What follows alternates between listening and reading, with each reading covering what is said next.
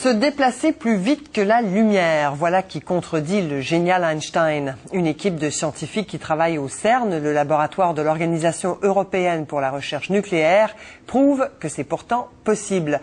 Ils ont mesuré la vitesse de particules des neutrinos qui ont dépassé la vitesse de la lumière. La découverte bouleverse vraiment le monde de la physique moderne. Michel Rochon. Le Big Bang, la création de l'univers il y a plus de 13 milliards d'années. Temps, espace et matière sont apparus d'un seul coup. Et surtout la lumière, beaucoup de lumière. Un homme au début du 20e siècle démontre que rien dans l'univers ne voyage plus vite que la lumière.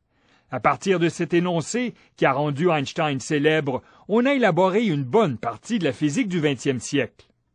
Mais voilà qu'un groupe de physiciens qui travaillent au gigantesque accélérateur du CERN font un pied de nez à Einstein.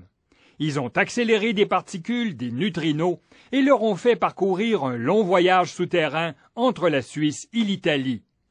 Résultat, les neutrinos ont voyagé plus vite que la lumière. Sous cette distance, on a observé que les neutrinos ont une anticipation de 60 nanosecondes, ça veut dire 60 milliardièmes de seconde, par rapport au temps qui sera pris par la lumière pour parcourir la même distance. Ce n'est pas beaucoup. Entre Lausanne et Turin, soit 730 km, les neutrinos ont parcouru 20 mètres de plus que la lumière dans le même temps. Les neutrinos sont des particules très abondantes. Elles émanent du cœur de notre Soleil et nous bombardent continuellement. Ces résultats, qui ont été mesurés pendant 3 ans par l'équipe du CERN, viennent chambarder notre compréhension de l'univers.